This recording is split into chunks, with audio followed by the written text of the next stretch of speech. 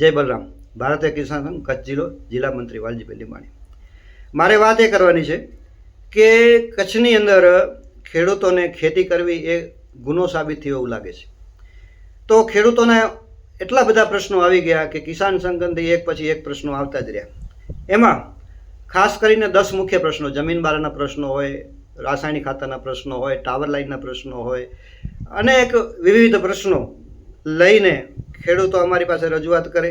અમે સરકાર કરીને રજૂઆત કરી, પછી પ્રશ્નોનું નિરાકરણ ના આવે. તેના માટે ભારતીય કિસાન સંઘે નક્કી કર્યું કે 16/10/2025થી કિસાન અધિકાર જનજાગૃતિ અભિયાન ચાલુ કર્યું. તો અભિયાન શા માટે ચાલુ કરવું પડ્યું કે ખેડૂતો એને જે હક છે, તો એના અધિકારો છે, અધિકારોને એને ધ્યાનમાં આવે, અધિકારોનો એ સરકાર સામે વ્યવસ્થિત વાત કરી શકે. ક્યાંક આને અધિકારો એના છીનવાયેલા, સરકાર એના પર ક્યાંક આને ઊણી ઉતરે છે. આ બધા વિષયો લઈને ભારતીય કિસાન સંઘ એક અભિયાન છેડ્યું 16/10/2025થી. તો એનામાં મુખ્ય પ્રશ્ન એ રહ્યો કે અત્યારે જે ગ્રીન રિન્યુએબલ એનર્જીના નામે સરકાર એક મોટો પ્રોજેક્ટ ઊભો કરવા જઈ રહી છે. તેની અંદર કચ્છમાંથી મોટા પાયે વીજળી પેદા કરવી સારી બાબત છે. ગ્રીન રિન્યુએબલ એનર્જી વીજળી પેદા કરવી, આપવી એ વિકાસ છે, વિકાસ સારો છે. પણ કોઈકના ભોગે વિકાસ કરવો એ કેનો ન્યાય? અત્યારે એની અંદર ગ્રીન રિન્યુએબલ એનર્જીની અંદર સરકાર અને કંપની ખેડૂતોની જમીનમાંથી સાવ મફતના ભાવે પૈસા આપ્યા વગર કંઈ તો એ પણ ચાલે એવી રીતે ખેડૂતોને દમન કરી, ખેડૂતો ઉપર ખોટા આક્ષેપો લગાવી, ખેડૂતોને પોલીસને ઊભી કરી અને એની જમીન પચાવી પાડવી, આ કેનો ન્યાય? તો એ મારે તમારે એક સ્પષ્ટતા કરવી છે કે ભાઈ ખેડૂતોની જમીનની જે વેલ્યુએશન ઘટે, ખેડૂતોની કિંમત ઘટે. અત્યારે 765 kV વીજ લાઇન સ્થાપિત થઈ રહી છે. એ ખાવડા હળવદ લાઇન ચાલુ છે અને જે કહેવાતી કંપની સરકારની, અને પોતે કંપની કહે છે કે આ સરકારનું કામ છે, તો કંપની શા માટે કરે છે? આ એક પણ પ્રશ્ન છે. તો જે અદાણી કંપની અત્યારે કામ કરી રહી છે, તો એની સામે એક પ્રશ્ન છે અમારો કે વળતર ખેડૂતોને આપો. અમે ના નથી પાડતા, ખેડૂતો ના નથી પાડતા, કિસાન સંઘ પણ ક્યારે ના નથી પાડ્યું કે ખેડૂતોની જમીનમાં વિકાસની વાતે તો થવી જ જોઈએ, એમાં કોઈ પ્રશ્ન નથી. પણ કોઈકના ભોગે વિકાસ કરો એ સારી બાબત નથી. અને સરકારને અમે વારંવાર ચેતવણી આપી કે ભાઈ તમે ખેડૂતોને એને હક આપો, અને એ હક સિવાય બીજું કાંઈ માંગતા નથી. આ વિષય એવો છે કે જે લાઇન 765 જાય છે એ 67 મીટરનો પૂરેપૂરો કોરિડોર, ખેડૂતોની જમીન વચ્ચેથી 67 મીટરનો પૂરેપૂરો કોરિડોર લઈ લે અને પછી એમ કહે કે ખેડૂતોને કાંઈ નુકસાન નથી, લાઇન ઉપરથી જશે, તો એ ખેડૂતો નીચે કામ નથી કરી શકતા. એની નીચે એને કાંઈ વાવેતર કરવું હોય તો બાગાયત ના કરી શકે, બાંધકામ ના કરી શકે, બોર ના કરી શકે. ખેડૂતોને પૂરેપૂરી જમીનની કિંમત ઘટી ગઈ, લોસ જ ગઈ, પૂરી કિંમત જાય.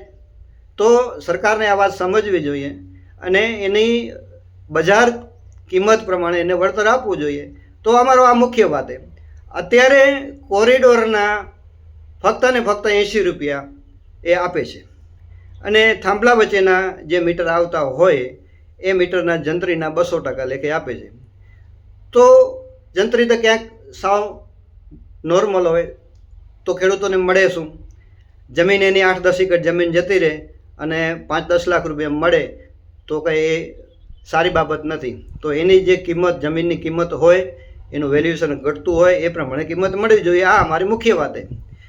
પણ સરકારને અત્યારે છેલ્લે હમણાં 2 દિવસમાં સરકારના ચૂંટાયેલા પ્રતિનિધિઓ, એમાં પણ ભુજ અને રાપર, ભચાઉ આ તાલુકાની અંદર જે લાઇનનું કામ ચાલુ છે, તો રાપર તાલુકાના ધારાસભ્યના પુત્રએ વાત કરી કે ભાઈ ખેડૂતોની માંગણી ખોટી છે અને અમે વારે ઘડે એને સમજાવ્યા છે, ખેડૂતો ખોટી માંગ કરે છે. ભાઈ અમારી કોઈ ખોટી માંગ નથી. અને બીજી એને બહુ એક ન શોભે એવી એક વાત કરી કે ભાઈ ખેડૂતો બેન દીકરીઓને આગળ રાખીને કામ કરે છે. એટલે સુધી કહ્યું કે ભાઈ બેન દીકરીઓ પૈસા માટે કે ખેતરોમાં ઊભી છે? અરે ભાઈ, આ દેશની બેન દીકરીઓ ખેતી કરે છે અને ખેતીનું કામ કરવું ને પૂરેપૂરા પરિવારનું કામ છે. એમાં બેન દીકરીઓ આવે, ભાઈઓ આવે, બધા આવે. તમને શરમ નથી થતી કે બેન દીકરીઓને આ રીતે તમે જે તમારા સ્વાર્થ માટે એની જે વાત કરો કે બેન દીકરીઓને આગળ રાખીને ખેડૂતો ખોટી માંગ કરે છે, બહેનો ખોટી માંગ કરે છે, આ ક્યાંની વાત છે? આ કોઈ દિવસ ચલાવી લેવામાં નહીં આવે. અને જે 106 દિવસ છે આજે, અને પોલીસ લઈ અને કંપની કામ કરે અને ખેડૂતો ગાંધીજીના માર્ગે આંદોલન કરે અને ખેડૂતોને રોજ પકડીને લઈ જાય, આ સિલસિલો હોય. એનામાં પણ બહેનોને આ રીતે પોલીસો ઢસડી ત્યાં સુધી કે બહેનોના કપડાં પણ ફાડી નાખ્યા, ભાઈઓને કેટલી જગ્યાએ અમુક ભાઈઓને તો ફ્રેક્ચર થયું, રોજની મગજમારી. અત્યારે પરિસ્થિતિ એવી ઊભી થઈ છે કે ખેતરની અંદર લોકો કામ કરતા બીએ છે અને પોલીસની દમનગીરી એટલી બધી છે કે ખેતરમાંથી પણ કે જ્યાંથી ઠીક લાગે ત્યાંથી ઉપાડે છે. આ ક્યાંનો ના એ ભાઈ? જો અમે એના માટે બેઠા, સરકાર સાથે, કલેક્ટર સાથે બેઠા અને ચૂંટાયેલા પ્રતિનિધિઓ સાથે બેઠા. ચૂંટાયેલા પ્રતિનિધિઓ એને કલેક્ટરની કંપનીને કીધું કે ભાઈ તમે આને આ જે વાત સાચી છે કે વળતર ઓછી પડે છે, તમે આપો. પણ કંપની કેન્દ્રની વાત લઈ અને એમ કહે છે કે ભાઈ અમે જે આપીએ છીએ બરાબર છે અને અમે આપશું નહીં. પાછા ચૂંટાયેલા પ્રતિનિધિઓ એને છૂટો દોર આપે છે. એક વખત બેઠકમાં પણ ચર્ચા થઈ કે હવે અત્યારે અમે જ્યાં સુધી નિરાકરણ નહીં આવે ત્યાં સુધી પોલીસ પ્રોટેક્શન નહીં આપી. બીજે દિવસે પોલીસ પ્રોટેક્શન આપી દીધું. ચૂંટાયેલા પ્રતિનિધિઓને વાત કરી તો કે ભાઈ એ તો કેન્દ્રનો ઓર્ડર છે, અમારું કાંઈ ના ચાલે. ભાઈ તો તમે ચૂંટાણા શા માટે છો? રાજીનામું આપી દો ને. તો કિસાન સંઘનું કહેવું એવું છે કે ભાઈ જો આ પ્રશ્નનો સોર્ટ આઉટ નહીં થાય અને ખેડૂતોના જો મૂળભૂત પ્રશ્ન જો નું નિરાકરણ નહીં આવે અને જમીનના પ્રશ્નો છે, SKY, હવે જે સરકાર ગ્રીન રિવોલ્યુશનની વાત કરી, SKYની વાત કરી, તો SKYમાં ખેડૂતોની ભાગીદારીથી કામ થાય તો ખૂબ મોટા પ્રમાણમાં કામ થાય અને વીજળી પેદા કરે. જે વાત હતી સરકારી કે ખેડૂતોની ડબલ આવક કરવી, એમાં પણ SKY કામ આવે. પણ કંપનીને ફાયદાના માટે SKY યોજના ખેડૂતો માટે કાઢી નાખી. કુસુમ યોજના 2 સારામાં સારી યોજના હતી, ખેડૂતો એમાં સહભાગી થતા હતા. કંપનીના કહેવાથી ખેડૂતોની યોજના સબસિડી પણ કાઢી નાખી. કેટલાક ખેડૂતોના આધારે પૈસા પણ ફસાયેલા છે.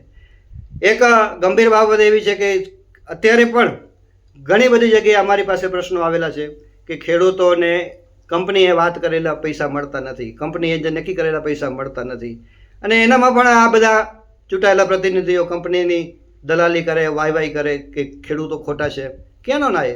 ભાઈ જો ભારતીય કિસાન સંઘ આખરી ચેતવણી આપે છે કે હવે જો આ ખેડૂતો ગાંધી ચિંધ્યા માર્ગે આંદોલન કરી રહ્યા છે અને જો ન્યાય નહીં મળે તો ખેડૂતો ખેતર મૂકી અને રસ્તા ઉપર પણ આવી શકે છે. હવે ખેડૂતોની ધીરજ ખૂટી છે અને આ રીતે જો નેતાઓના નિવેદન આવે તો અમને કોના ઉપર ભરોસો કરવો? રહી વાત કે વિધાનસભામાં આ પ્રશ્ન આટલા દિવસના પ્રશ્ન ચાલે રહ્યો, વિધાનસભામાં કોણ કરશે રજૂઆત? ચૂંટાયેલા પ્રતિનિધિઓ અહીંયાના 6 ધારાસભ્યો છે. રજૂઆત નહીં કરે તો કોંગ્રેસ કરશે, આપ કરશે. તો તમારે કેમ પેટ દુખે છે?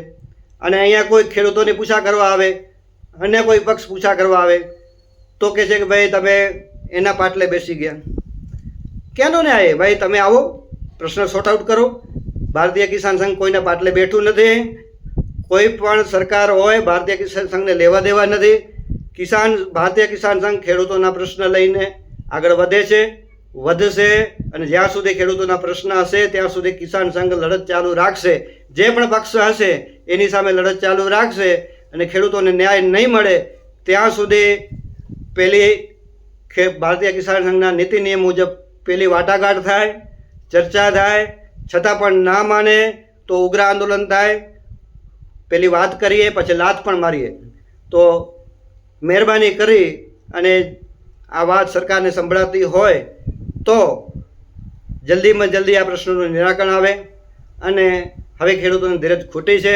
ખેડૂતો ખેતર મૂકીને રસ્તા ઉપર ના આવે એ સરકારની જવાબદારી છે, નહીંતર સરકારને આગળના સમયમાં ખૂબ મોટું નુકસાન ભોગવવું પડશે. ભારત માતા કી જય.